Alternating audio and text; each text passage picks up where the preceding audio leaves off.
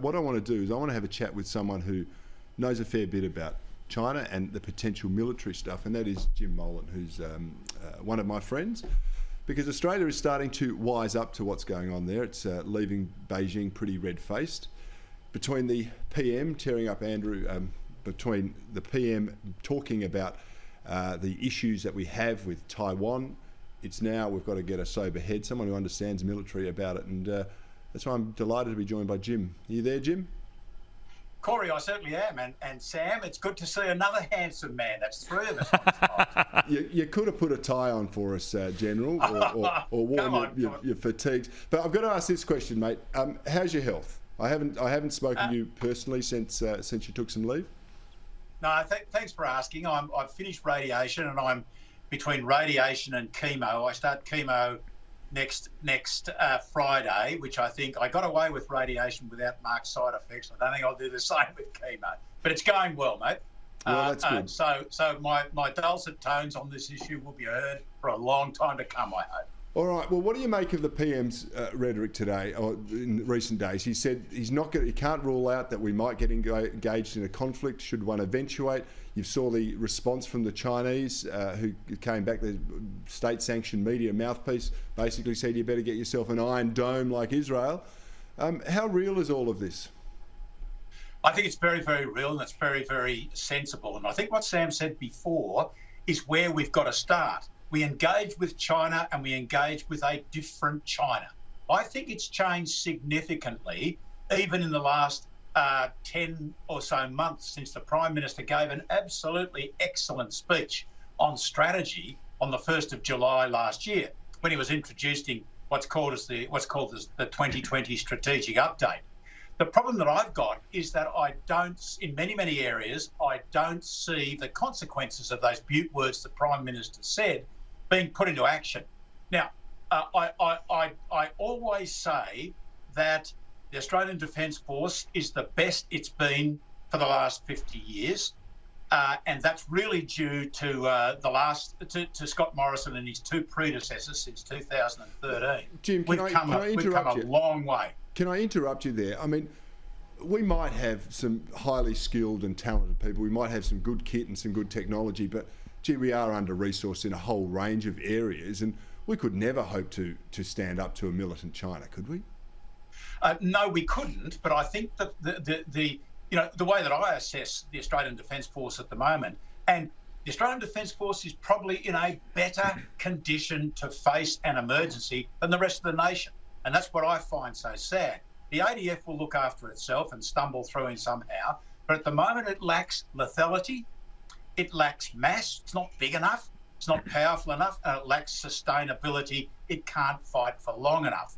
Now, we have got the best situation that I've seen for a long, long time. That is this $270 billion over 10 years. We've got guys like Angus Taylor who are working on fuel.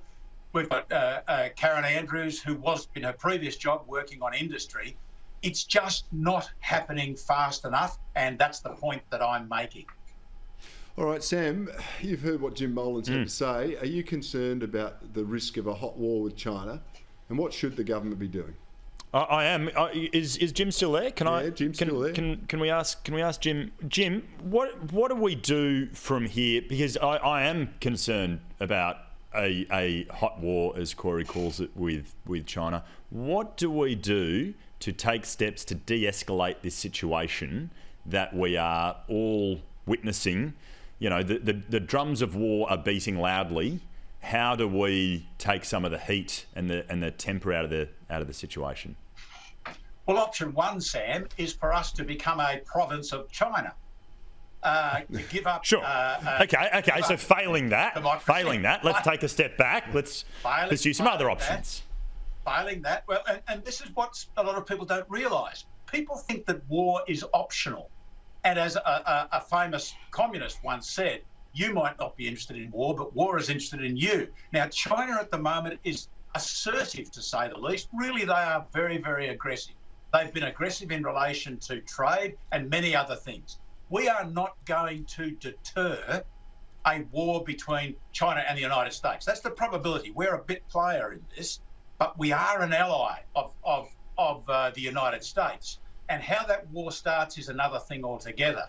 But if a war between China and the United States breaks out, we will be subject to collateral attacks from China directly, probably by missile, by cyber, by blockade. That is a given. It's what happens after those first clashes in the war between China and the United States that worry me more. See, the United States is not convinced that it can win this war. Hey, Jim. And if it gets pushed out of the Pacific, what do we do then? Jim, this is a big question.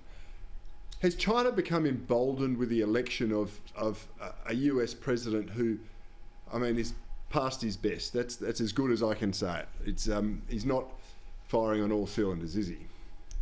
Well, I'm not too sure whether that's the main thing that's driving them at the moment. I see Biden as acting much the same towards China as Trump has. We are yet to, rhetorically, I see that.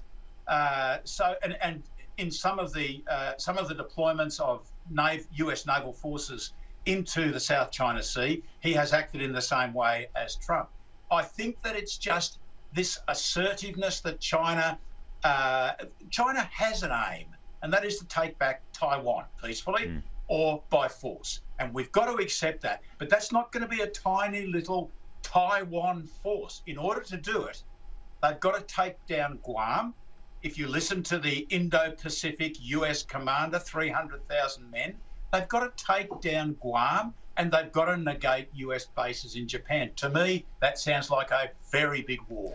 Well, so it is different then. I mean, the world sat back when Russia took over Crimea, or took it back, as they would say, from the Ukraine. The world did nothing about it, just mouthed a few nasty words to them. That's not going to happen in this case, is it? No, it's not. And these wars never stay in one place. At the moment, we can see the start of something nasty in the Middle East. Suppose Hezbollah attacks Israel with tens of thousands of missiles, not just the hundreds that Gaza is shooting. If Iran comes in and closes the Gulf, perhaps America sends forces to the Gulf, China might say, well, isn't this a good opportunity to do something? As Russia might say, isn't this a good opportunity to do something? This is what worries me. This would cause us, and I know Angus Taylor's working very hard on this, this would cause us to run out of fuel in a very short period of time. Yep.